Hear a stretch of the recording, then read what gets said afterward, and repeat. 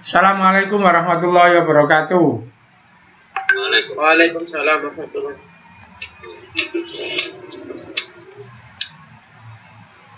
Bismillahirrahmanirrahim. Allahumma sholli ala Muhammad wa ali Muhammad. Allahumma la ilma lana illa ma 'allamtana innaka antal alimul hakim. Pelajarannya hari ini mau saya kembalikan ke normal. Dulu kan ada yang tanya itu. Jadi ada kurikulum versi pandemi, ada normal. Kalau kurikulum versi pandemi, pelajarannya semester genap ini ya cuma ekosistem sama kerusakan lingkungan, sudah. Sekarang karena waktunya ada, maka saya kembalikan ke normal. Apa? Saya mau nerangkan ini. Halo? Ya, Pak. Sudah bisa dilihat ini, nak? Ya, Pak. Apa judulnya? Lantai.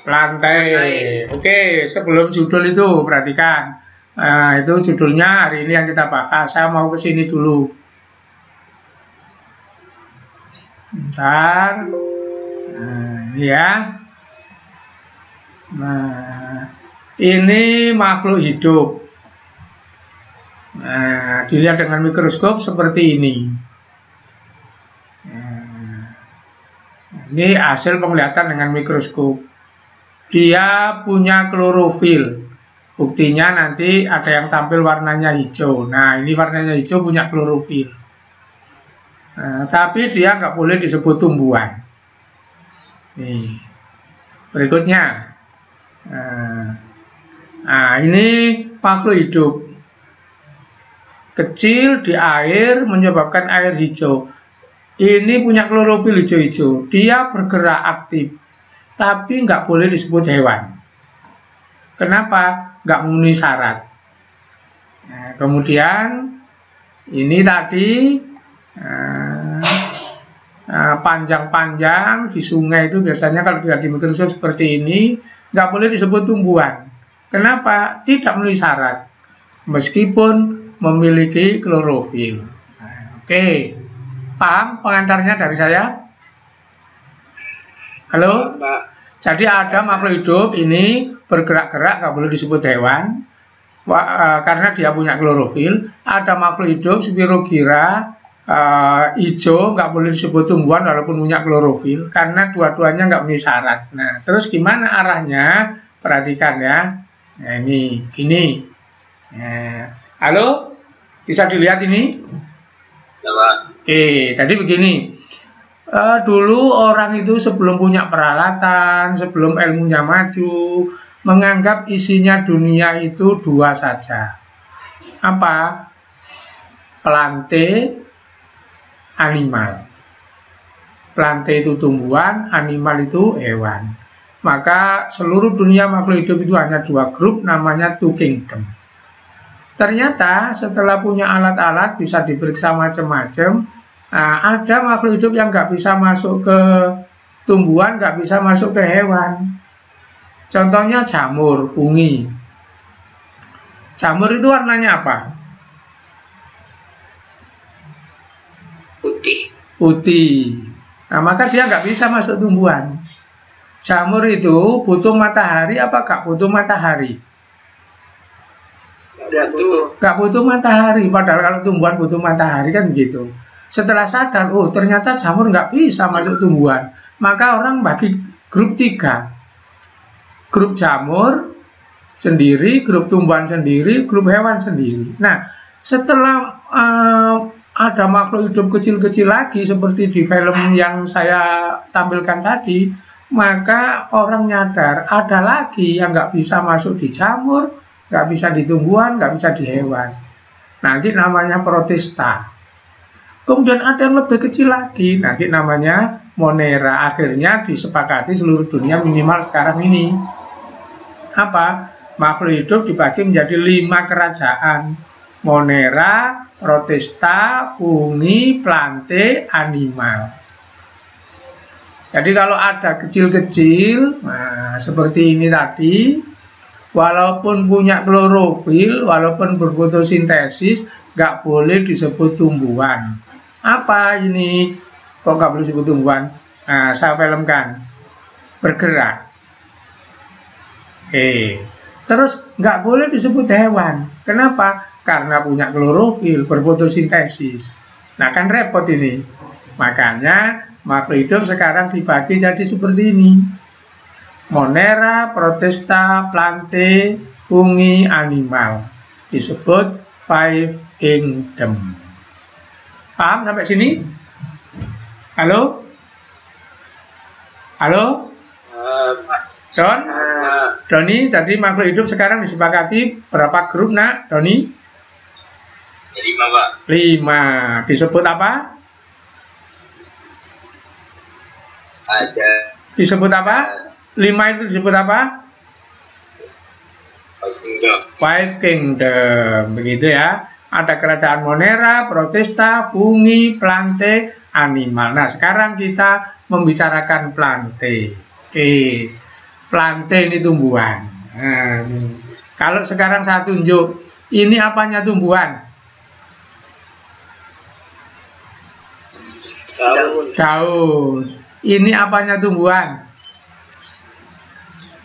Batang. Yang di dalam tanah apanya tumbuhan? Itulah pengertian tumbuhan. Saya ulang, ini apanya tumbuhan? Daun. Ini apanya tumbuhan?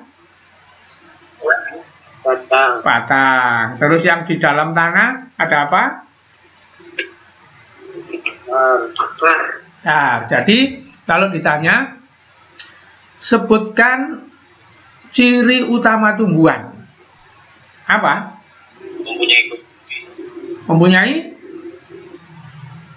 Salah. Ini tadi.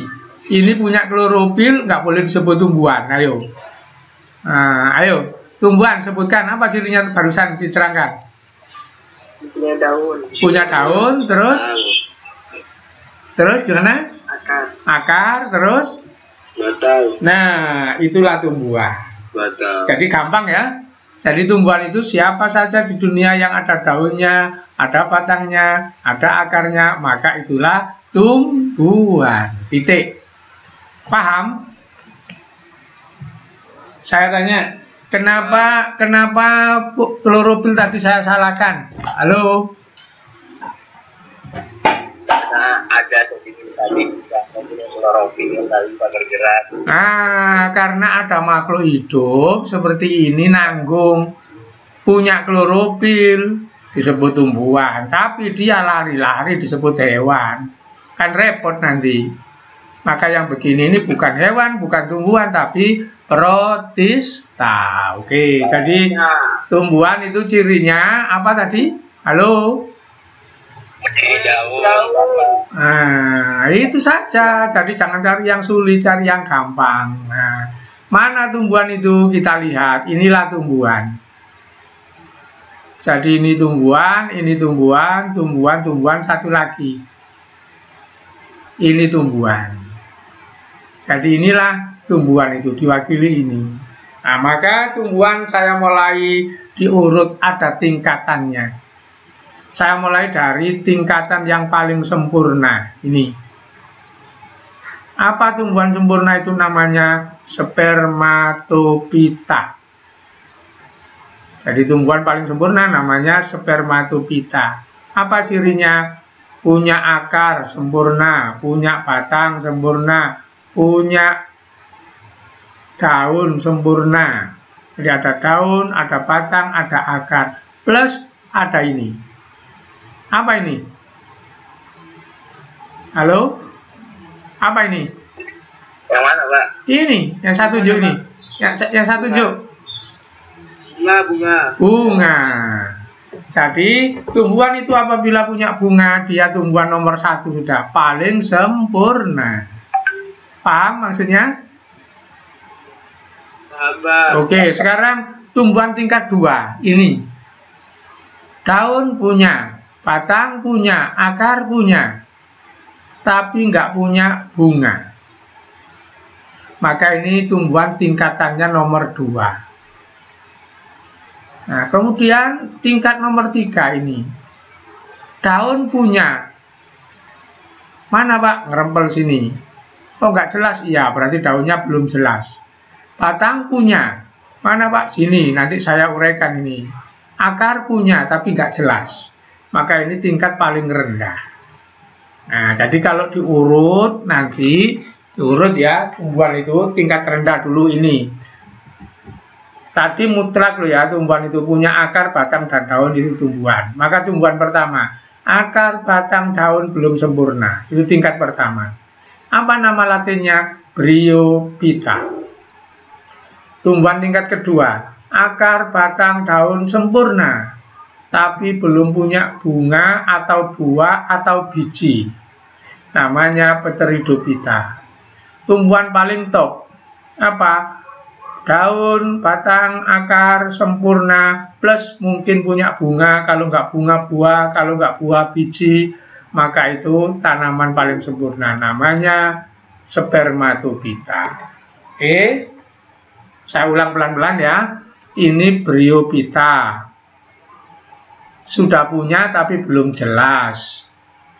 Ini Pteridophyta, sudah punya batang, akar, daun, sudah jelas sekali, tapi nggak punya bunga atau buah atau biji. Yang sini Spermatophyta, ini tumbuhan yang paling sempurna sudah, karena skalanya ada buah, biji, apa ada. Oke, ada yang ditanyakan sampai sini? Halo? Ada yang ditanyakan? Halo Pak. Nggak ada. Nggak ada. Kalau nggak ada, saya ulang. Habis ini saya tanya. Ya, ini Bryophyta, ini ini Pteridophyta, ini Spermatophyta. Saya ulang ya. Habis ini saya kasih contoh. Kamu saya suruh memasukkan kemana? 1. Bryophyta, belum jelas. 2. Pteridophyta, sudah jelas tapi nggak punya bunga. 3. Spermatophyta, sempurna. Saya ulang sekali lagi. Bryophyta nggak jelas. Pteridophyta jelas tapi nggak punya bunga. Bryophyta, Pteridophyta, Spermatophyta, lengkap, sempurna. Oke, sekarang saya tanya. Ya. Nanas masuk mana? Halo?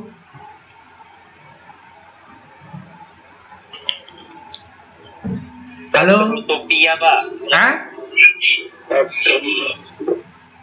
Nanas masuk mana nanas? Spermatophyta. Apa alasannya?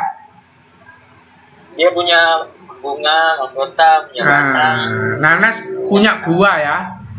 Jadi kalau ada buahnya, ada bunganya, nggak usah diperiksa, wis pasti sini, gitu ya, pasti sini, gitu ya. Paham maksudnya? Nah, gitu ya. Sekarang contoh kedua, sulit ini. Contoh yang kedua, bambu masuk mana? Bambu,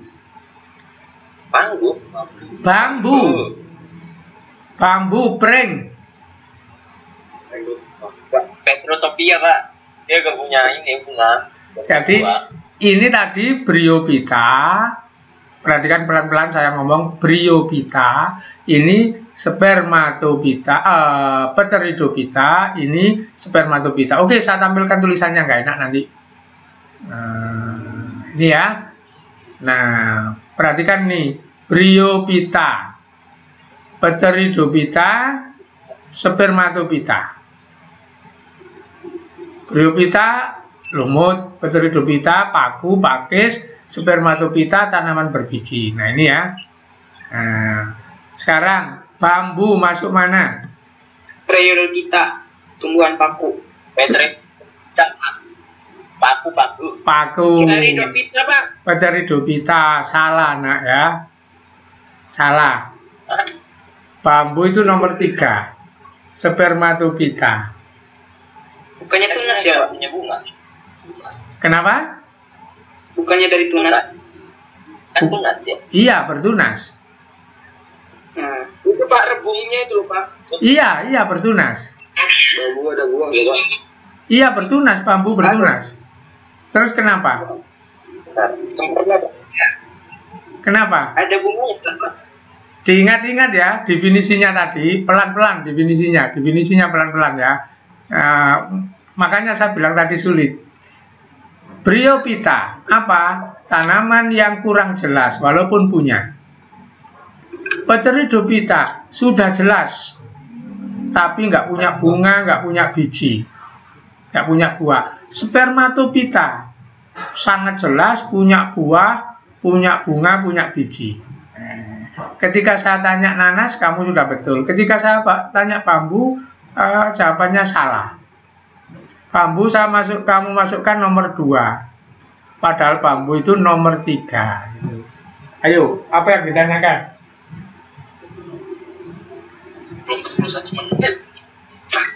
Belum pernah lihat bunganya Pak. Belum pernah melihat bunganya, betul, makanya sulit, kan gitu ya. Nah, sekarang begini pola berpikirnya ini. Misalnya ada orang ngomong, ciri perempuan itu men. Saya ulang, ciri perempuan dewasa itu men. Saya tanya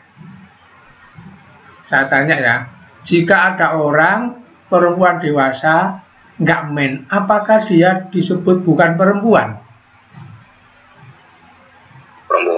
Perempuan. Nah, sama. Tumbuhan berbiji ini salah satu cirinya berbiji berbunga. Tapi ada 1-2 tanaman masuk berbiji berbunga, tapi dia mengalami kelainan, nggak punya biji, nggak punya bunga. Contohnya adalah bambu. Ngerti maksudnya? Ngerti Pak. Ngerti ya. Itu cara logikanya ya.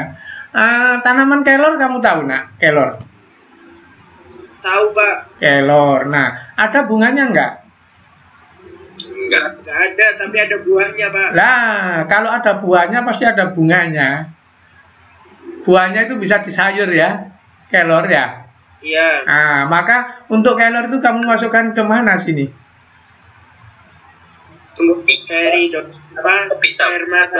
Spermatophyta nomor 3 ini kan gitu ya. Ngerti maksudnya? Oke. Nah, perhatikan. Ini tumbuhan dibagi 3. Ingat tumbuhan itu cirinya 1, 2, 3 sampai 6 ini, tapi saya suruh kamu megang nomor 1 dulu ya. Jadi kalau nomor 1 itu sudah, yang lainnya beres. Apa? Tumbuhan itu adalah makhluk hidup punya akar, batang, dan daun. Halo, kenapa? Pak, suaranya hilang Pak. Suara saya yang hilang. Suara saya kedengaran apa enggak? Halo? Ya sudah, kalau enggak kedengaran saya mau ambil mic.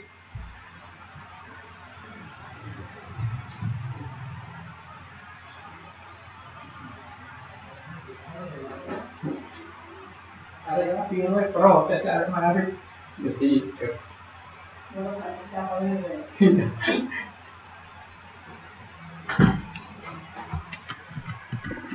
Halo, suara saya bisa didengar nak?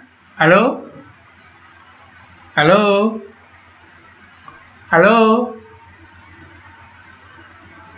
Halo? Halo?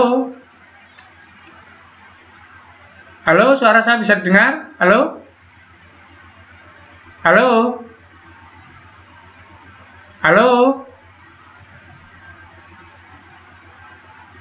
Halo?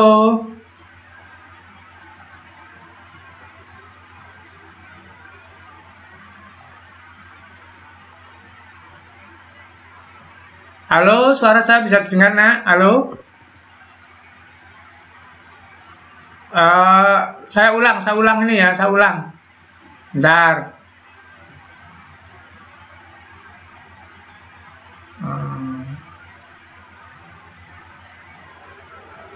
Halo, PPT-nya sudah tampil lagi? Halo? Oke, suara sudah didengar ya? Oke, oke. Nah, kalau nanti suaranya hilang, itu kamu beritahu saya ya. Halo, oke? Ya, oke. Nah. Nanti kalau gambar, suara begitu hilang, kamu beritahu saya ya. Oke, saya ulang ini ya. Jadi tumbuhan ini diambil cirinya itu memang banyak. Saya minta yang dipegang nomor 1 saja ya. Memiliki akar, batang, dan daun titik wis. Sebab kalau nomor 1 itu iya, yang lain kena semua. Apa? Kalau berakar, berbatang, berdaun pasti bersel banyak. Kalau punya daun pasti punya klorofil begitu. Ngerti maksudnya? Ya, jadi jangan dijawab macam-macam. Apa ciri tumbuhan nomor 1 tok ya? Makhluk itu punya akar, punya batang, punya daun begitu. Jika akar, batang, daunnya belum jelas, maka dia masuk Bryophyta. Jika sudah jelas, Pteridophyta sama Spermatophyta. Nah, khusus Spermatophyta ada tambahan. Apa setelah daun itu ada tambahan apa, Nak? Buah. Buah boleh, biji boleh, bunga boleh. Nah, contoh misalnya, pisang berbunga apa tidak? Pisang berbunga apa tidak? Berbunga ya, ontong itu bunganya. Pisang berbuah apa tidak?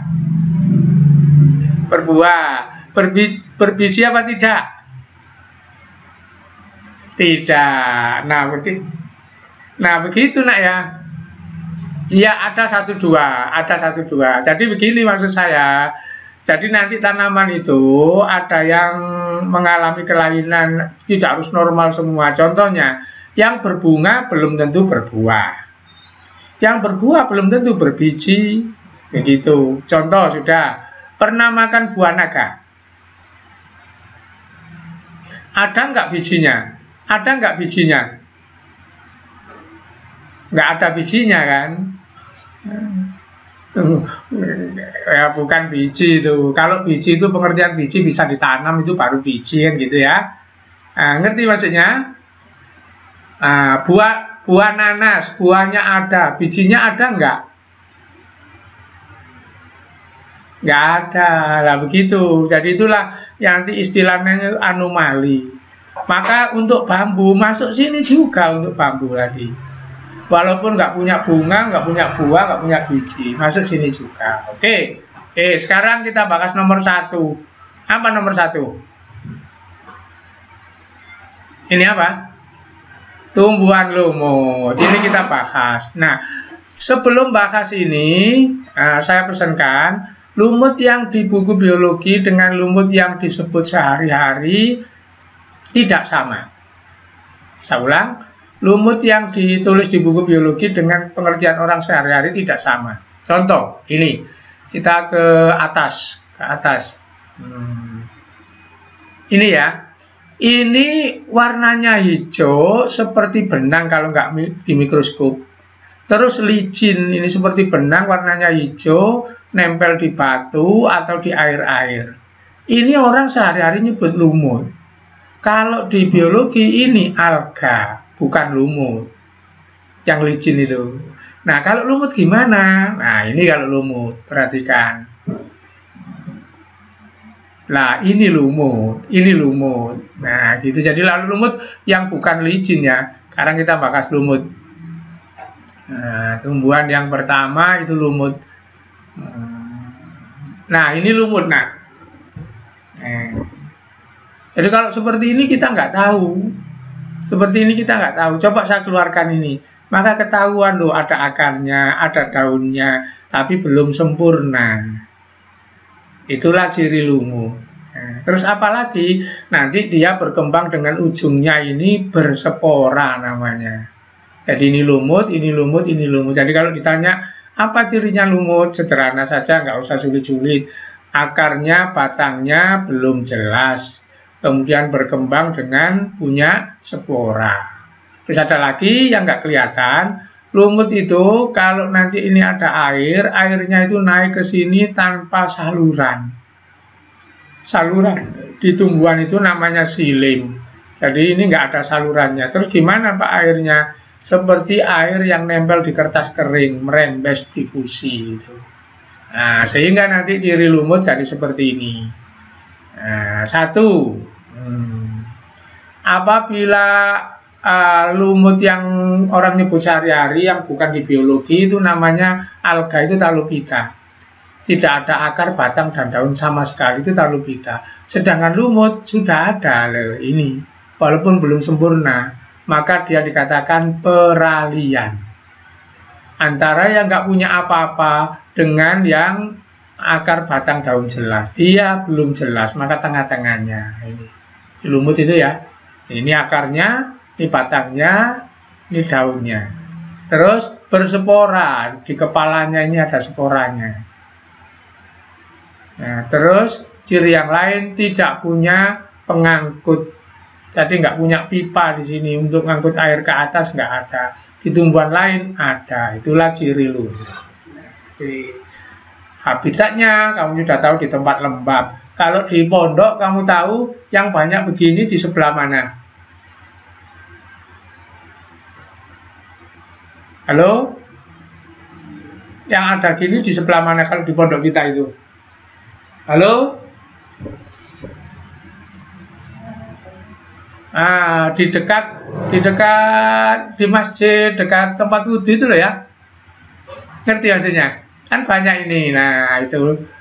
Ya, terus di masjid yang luarnya kalau kita mau pergi ke makom itu di tembok-temboknya kan ada ini ya.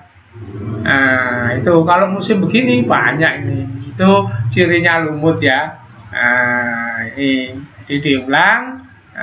Perhatikan. Jadi lumut itu satu, sederhana, nih ya, akar, batang, daun sederhana. Karena sederhana dianggap peralian antara yang nggak punya akar, batang, dan daun dengan yang jelas. Tengah-tengahnya itu lumut. Terus di tempat lembab ini bukan ciri utama. Nanti di tempat lembab bukan lumut pun banyak. Berspora ini cirinya lumut tapi bukan utama juga. Nggak punya silim. Jadi yang ciri utama ini dipegang dulu. Kenapa berspora kok bukan ciri utama lumut? Nanti ada bukan lumut berspora kok. Misalnya pakis, misalnya jamur. Maka lumut mutlak ini ya. Akar, batang, daun, sederhana. Terus mutlak yang kedua tidak punya silim. Pendukungnya berspora, tempat lembab. Gitu.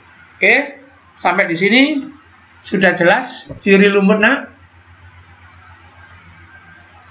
Nah, lumut tadi bahasa latinnya apa? Bahasa latinnya apa lumut tadi? Halo? Bryophyta. Kalau ada hijau-hijau di sungai, nempel di batu atau di lantai, kemudian jadi licin, itu masuk lumut apa bukan? Bukan, itu masuk alga. Saya lanjutkan. Pembagian lumut. Nah, perhatikan, lumut dibagi-bagi nak ya. Saya nggak suka kata-kata yang begini, nggak suka, langsung aja ke bendanya. Nah, ini lumut. Apa? Lumut ini cirinya dia pipi lebar seperti ini. Nah, lumut yang lebar-lebar begini, yang pipi begini, namanya golongan hepatis C. Jadi kalau ditanya, apa ciri hepatis C? Maka jawabannya, lumut yang bentuknya bagaimana? Bentuknya bagaimana ini? Halo? Oh, ini loh, tadi baru saja katakan apa? Lebar, tipis, lebar, tipis. Soalnya nanti ada lumut yang nggak lebar. Ini.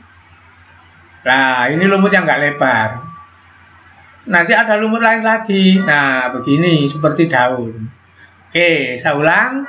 Lumut pertama disebut lumut hepatis C. Apa cirinya, nak? Lebar, tipis. Nah, gitu. Wes, itu tok cirinya. Terus, nanti nama ini nggak ada hubungannya dengan ciri. Diberi nama hepatis C itu nggak ada hubungannya dengan ciri. Jadi kalau ditanya hepatis C apa, cirinya lebar. Tapi nama ini tidak ada hubungannya dengan ciri. Lah, nama ini hubungannya dengan gunanya. Ada lumut namanya ini Marsanthia polymorpha. Ini dicuci kering, kemudian dicampur dengan air, dihancurkan, diperas, itu untuk obat. Obat penyakit hepatitis. Penyakit hepatitis itu yang sakit apanya? Halo? Hati. Cirinya apa? Oh, salah. Cirinya kalau orangnya dilihat dari luar, apa cirinya, tampilan orangnya? Kalau sakit hepatitis. Sudah pernah saya tampilkan ya, semester kemarin. Gak tahu. Nanti kuning ya, mukanya kuning, matanya kuning. Sehingga disebut penyakit.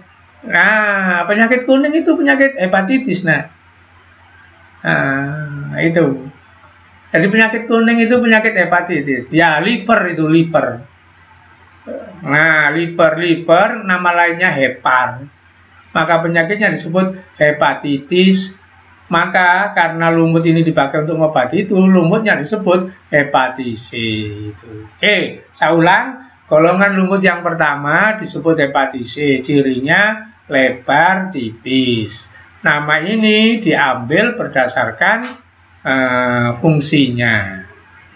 Salah satu fungsi, ini ada 4 model. Contohnya model yang bernama Marsanthia dipakai mengobati penyakit hepatitis, maka diwakili oleh ini disebut hepatitis. Oke, sekarang lumut yang kedua. Nah, ini disebut anthocerotase atau anthocerotopsida. Bahasa Indonesia lumut tanduk. Nah, ini baru namanya menurut modelnya. Kamu tahu tanduk? Halo? Nah, tanduk itu siapa contohnya yang punya tanduk? Sapi, kambing, kan begini ya. Nah, lancip-lancip begini.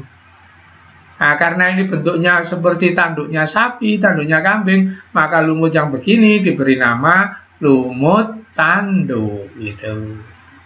Berikutnya lumut nomor 3. Nah, ini apa? Oh, nggak ada. Lumut nomor 3 ini bahasa Latinnya musci, bahasa Indonesianya apa? Lumut daun. Jadi ini disebut lumut daun. Coba saya tanya, kenapa ini disebut lumut daun? Nah, kamu perkirakan apa jawabannya? Karena kan ini seperti daun kan. Kalau ini kan nggak seperti daun. Ini juga nggak seperti daun, hanya tipis lebar.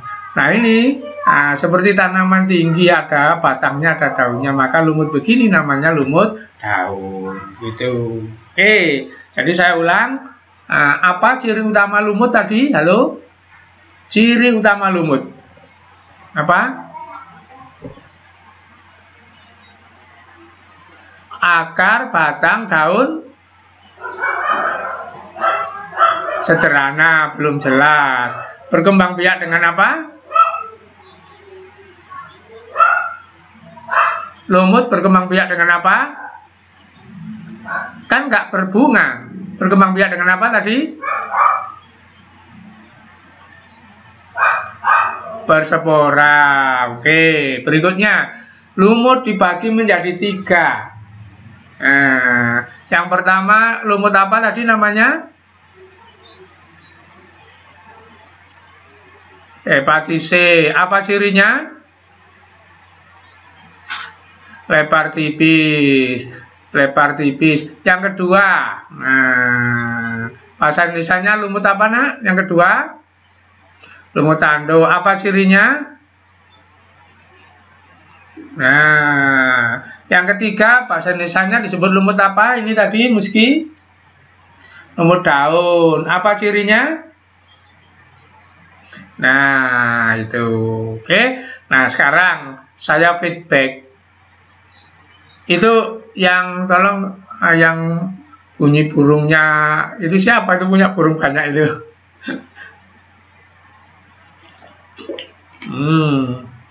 Oke. Atau kamu menjauh dari burungnya gitu ya. Oke. Nah, sekarang kenapa kita mempelajari lumut? Gitu. Kenapa lumut kita pelajari? Gitu. Satu alasan tadi sudah keluar ya. Apa alasannya yang pertama tadi, Nak? Ini. Apa?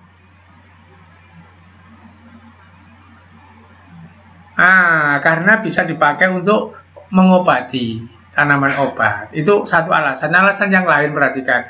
Jadi kita itu belajar itu harus tahu manfaatnya.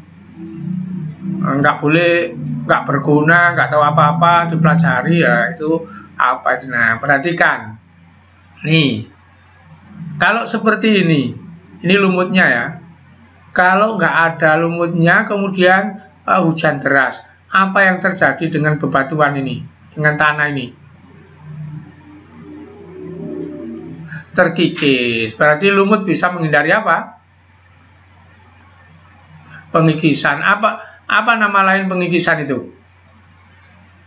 Erosi. Jadi satu, lumut tadi bisa dipakai obat. Dua, menghindari erosi. Nah itulah kenapa lumut dipelajari. Nah sekarang kita lihat alasan lumut dipelajari yang lengkap ya. Nah inilah alasan lumut, ada 4. Sudah keluar 2 tadi ya. Jadi kenapa lumut itu dipelajari? Karena punya peranan. Yang kamu sudah keluarkan tadi 2. Nomor berapa yang sudah kamu pahami tadi? Halo? Nomor berapa? Nomor 3 sama nomor 2. Yang belum paham berarti nomor 1 sama nomor 4. Kan gitu. Nomor 1, sebagai vegetasi perintis atau memulai kehidupan. Nah, coba kita lihat. Kita lihat ya.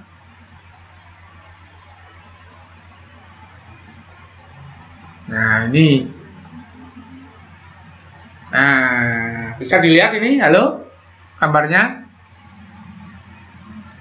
Nah, ini kan batu bata. Bersih. Ini nanti kalau kena air, kemudian ada bibitnya lumut mencelok di sini, tumbuh ya. Maka lumut itu bisa memulai kehidupan. Ini asalnya nggak ada kehidupan, jadi begini, ada kehidupannya. Nanti kalau lumut ini mati, menjadi kotoran, kotorannya dipakai bahan hidup yang lebih besar lagi. Apa ini? Di atasnya ini. Apa di atasnya ini, Nak? Ini yang sedang saya tunjuk ini. Apa?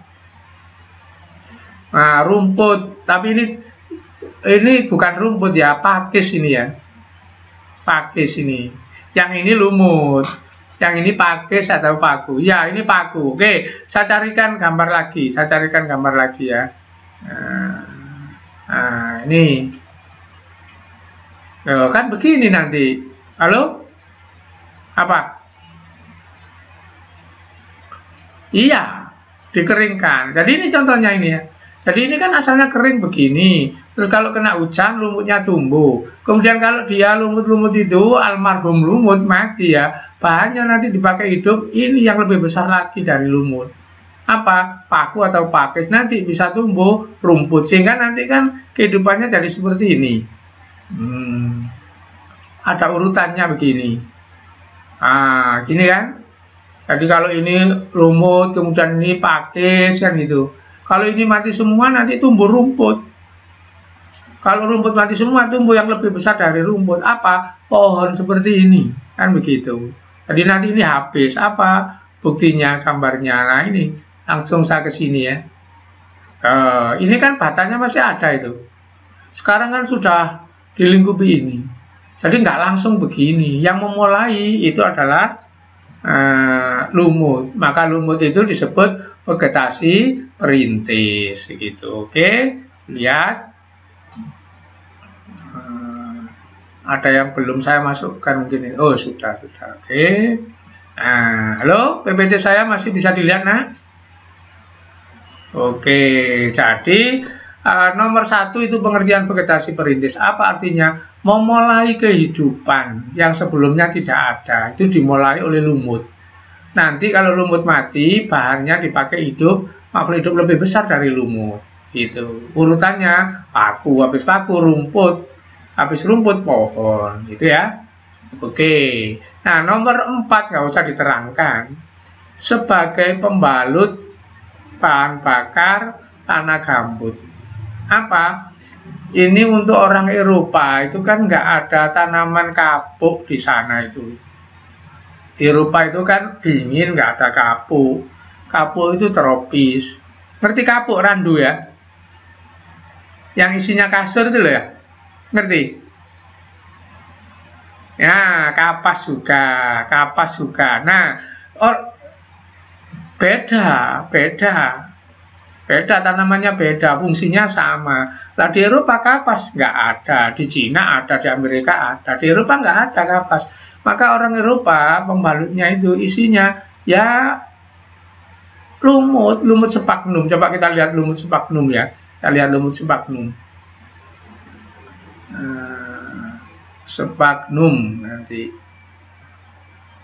Nah, ini. Jadi ini dikeringkan sama orang Eropa. Dikeringkan itu jadi mengering, jadi serat-seratnya kayak kapas. Itu fungsinya sudah mengganti kapas itu ya.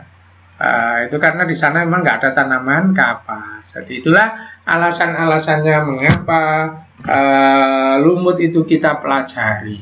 Jadi lumut itu juga bermanfaat bagi kehidupan manusia, gitu ya. Apa saja tadi peranannya? Halo?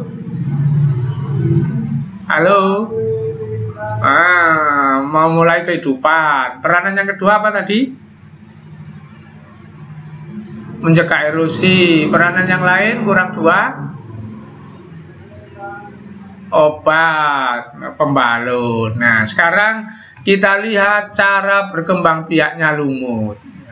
Oke, kita lihat cara berkembang biaknya lumut. Ini pembagian lumut ya. Ini yang dipakai sakit hati itu ini modelnya. Marsanthia polymorpha. Nah, kalau ini lumut yang lain Polytrichum. Kalau ini lumut tanduk kan gitu ya. Jadi ini macam-macam lumut itu. Oke, sekarang kita lihat perkembangbiakan lumut, reproduksi lumut. Ingat-ingat, lumut berkembang biak dengan berspora. Terus untuk mengetahui cara hidupnya lumut, bagaimana lumut menghasilkan anak, ada istilah-istilah merah ini nanti ya. Metagenesis, gametofit, sporofit. Jadi ini nanti saya terangkan semua. Oke, saya ulang. Lumut itu berkembang biak dengan spora. Sporanya saya merahi juga, gak enak nanti. Ya, gampang. Spora.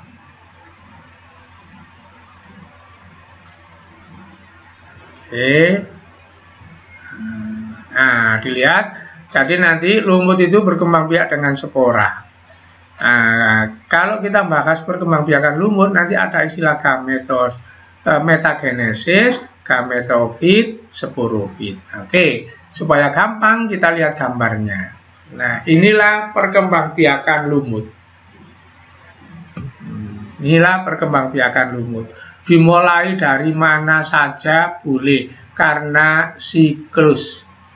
Siklus itu kan putar, nanti akan balik, gitu ya. Dimulai dari mana saja boleh. Misalnya, dimulai dari begini. Pak, kenapa nggak ada orang nanam di bata itu kok ada lumutnya? Dimulai dari sini. Apa ini, nak? Halo? Spora. Nah, spora itu kecil. Kamu nggak bisa melihat. Nah, ini diterbangkan oleh angin. Nempel di batu bata. Nah, kapan nanti spora ini akan tumbuh berkecambah? Nunggu kondisinya. Kira-kira kondisinya yang bagaimana? Batu bata itu tiba-tiba nanti tumbuh seperti ini. Kapan? Kondisi bagaimana? Lembab, hujan, kan gitu ya. Jadi kalau hujan, lembab, ada air, nanti ini akan tumbuh. Jadi spora ini akan tumbuh menjadi benang-benang hijau. Nanti namanya protonema gitu. Kemudian jadi lumutnya ini. Nah, itu. Nah, lumut yang tumbuh ini nanti, lumut yang tumbuh ini saya beri nama apa? Nah, di sini tadi gametofit. Jadi ini saya keluarkan satu-satu ya. Sudah keluar spora. Mana spora? Ini. Nanti tumbuh jadi lumut. Lumut ini namanya gametofit. Kenapa disebut gametofit? Perhatikan. Ini di atasnya kalau dilihat dengan alat pembesar, nanti ada benda-benda kecil begini. Ini ternyata sperma di sini. Terus ini kalau diperbesar ada benda seperti ini, dalamnya ini ovum. Sperma dengan ovum itu sel kelamin. Bahasa latinnya gamet, maka tumbuhan ini disebut gametofit. Fit itu tumbuhan, gamet itu alat kelamin. Berarti tumbuhan yang punya alat kelamin, yaitu sperma sama sel telur. Gitu. Nah, apa akibatnya? Nanti ini akan pergi ke sini. Jadi ini spermanya dari sini pindah ke sana, ketemu ini. Itulah disebut perkawinan atau fertilisasi. Saya ulang dari sini ya. Ini tadi apa namanya, nak? Spora. Nah, nanti spora akan jatuh di tempat yang lembab jadi protonema sebelum ini. Coba saya perlihatkan gambar yang lain yang ada protonema. Nah, ini. Jadi ini spora jatuh sebelum jadi lumut begini jadi protonema. Ini namanya protonema. Kemudian jadi lumut begini. Oke. Nah, kemudian saya pakai gambar yang ini tadi supaya besar. Ini protonemanya nggak ada ya. Lumut ini disebut gametofit. Mengapa disebut gametofit, nak? Halo? Ada kelaminnya, maka dia kawin, kan gitu ya. Kawin dia. Nah, jadi sperma ketemu dengan ini kawin. Jadi ini diumpamakan lumut rijal, gitu. Lumut jantan, ini lumut betina. Kawin. Nah, nanti kalau sudah kawin bagaimana? Maka di atas punggungnya lumut betina ini tumbuh anaknya, ini anaknya. Jadi ini anaknya lah, ini anaknya hasil perkawinan, ini anaknya, ini anaknya. Ada 1, 2, 3, 4. Jadi kalau ini belum kawin, kalau ini sudah kawin, tapi anaknya nggak dilepas, tetap tumbuh di atas punggung. Loh, ini kok kosong? Mungkin ini jantan tadi. Oh, gini kok ada isinya, ini yang betina. Jadi ini nanti warnanya kuning pertamanya, kalau sudah lama merah. Nah, ini anaknya. Nah, anaknya ini nanti kalau dibuka ada sporanya, maka anaknya ini disebut sporofit. Sedangkan induknya tadi gametofit. Maka coba di sini. Nah, ini ya, gametofit, sporofit. Gametofit itu apa? Nah, yang punya gamet. Sporofit itu apa? Yang punya spora. Saya ulang di gambarnya. Nah, ini punya apa? Punya sel kelamin disebut gametofit. Ini dalamnya sini ada spora, maka ini disebut sporofit. Ini individu. Ini juga individu, tapi individu ini lemah, hanya numpang di sini. Nah, berarti ada 2 individu. Individu gametofit sama individu sporofit. Nah, ini nggak bisa bareng. Apa? Nah, saya tanya di sini. Ada nggak di sini sporofit? Halo? Ada nggak? Nggak ada. Di sini? Ada nggak sporofit? Ada. Nah, nanti kalau sporofit itu pecah, mengeluarkan spora, nanti jadi gametofit. Jadi ini anaknya ini, gitu. Loh, kok munyer begitu? Ya, seperti begini. Telur jadi ayam, ayam bertelur. Ngerti maksudnya? Paham nggak?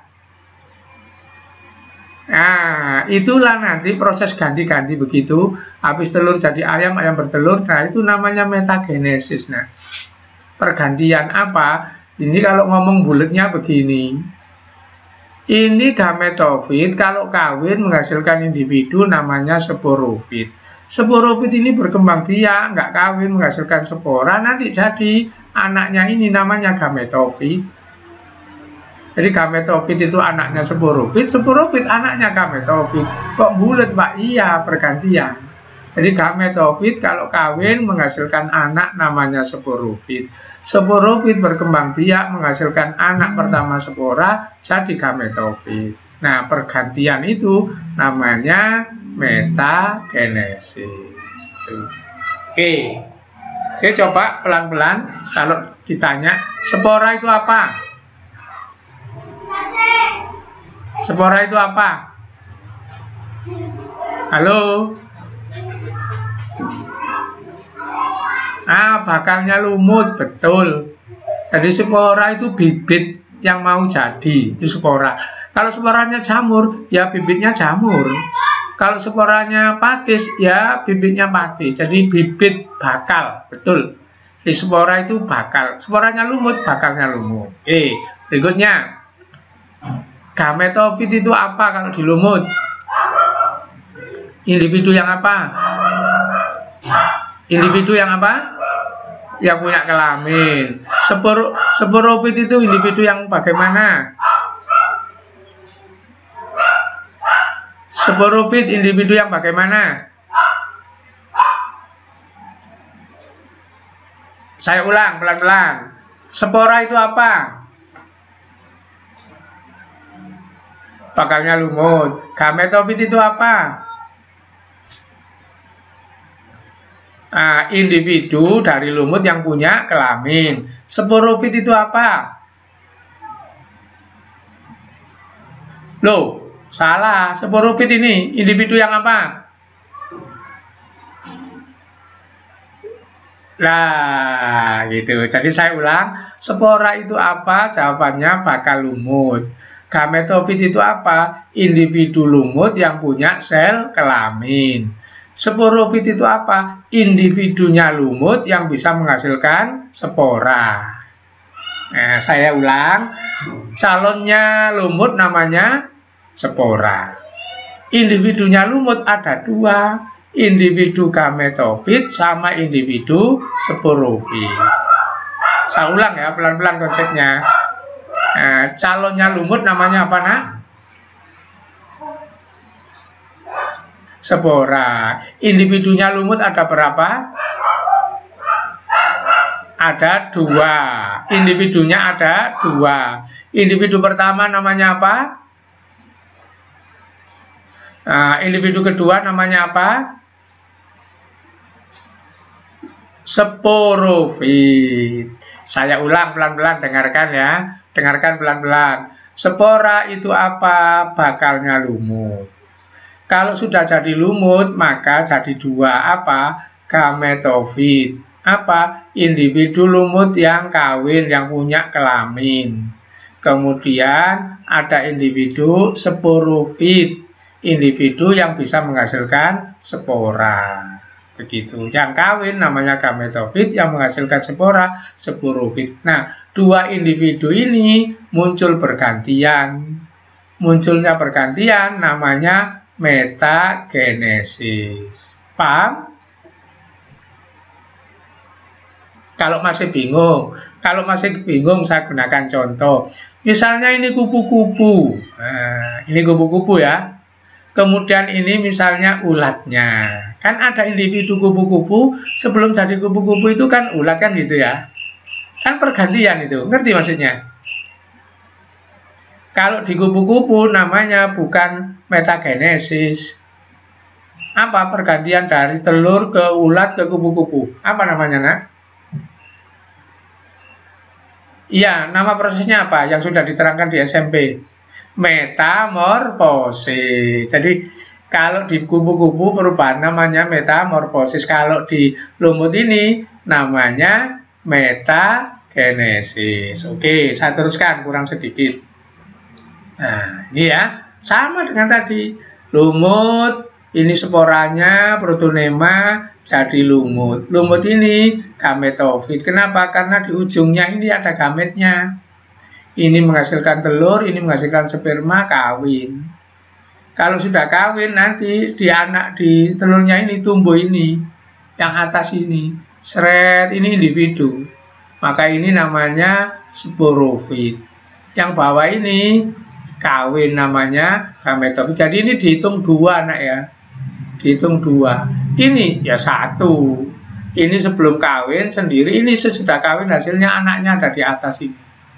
Ini individu, ini tanaman sendiri. Buktinya apa? Dia berkembang biak. Maka ini namanya generasi sporofit, mulai sini sampai sini. Terus ini generasi gametofit. Saya tanya, kalau paham, sempurna mana gametofit dengan sporofit? Halo? Saya ulang, lebih sempurna mana sporofit dengan gametofit? Salah nak ya. Gametofit, karena apa? Sporofit itu kenyataannya numpang di atas gametofit. Maka ini individu yang kurang sempurna.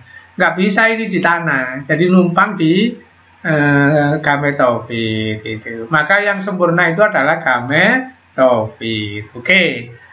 Sekarang saya teruskan. Nah, ini sama saja, di rupa-rupa sama. Jadi ini lumut, ini gametnya, maka ini disebut gametofit. Ini calon lumut protonema, ini lumutnya, kan gitu. Terus ini sporofitnya sama. Nah, kalau dirubah jadi kata-kata seperti ini. Spora tumbuh jadi protonema. Protonema jadi lumut. Lumut punya alat kelamin jantan, punya alat kelamin betina. Alat kelamin jantan antrigonium, betina archegonium. Maka lumut ini disebut gametofit. Ini gametnya. Alat kelamin jantan menghasilkan sperma, alat kelamin betina menghasilkan ovum. Nanti bertemu menghasilkan zigot. Nah, jadi ini kata-kata ini dari ini ya, dirubah jadi itu. Jadi ini archegonium, alat kelamin. Ini antheridium, alat kelamin, gitu ya. Antheridium menghasilkan sperma, archegonium menghasilkan telur. Ini ada di atasnya ini, gitu ya. Kemudian ini hasil perkawinannya. Jadi ini semua kalau dirubah jadi kata-kata seperti ini. Di bukumu ada ini ya. Oke, sampai di sini siapa yang bertanya? Halo? Halo? Ada yang bertanya? Halo? Halo, ada yang bertanya nak? Nggak ada. Kalau nggak ada, sudah pelajarannya nggak usah banyak-banyak.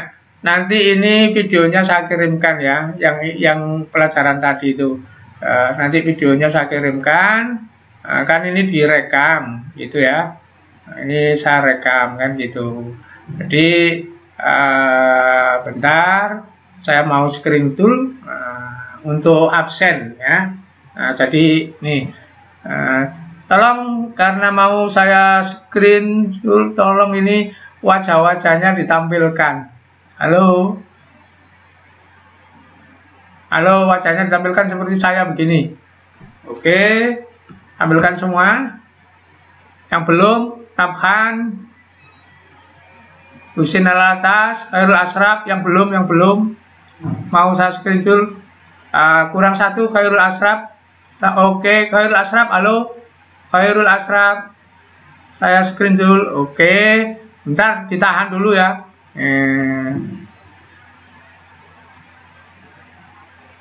Ini ditahan dulu. Ini saya screen dulu untuk bukti itu ya. Nah, boleh. Oke.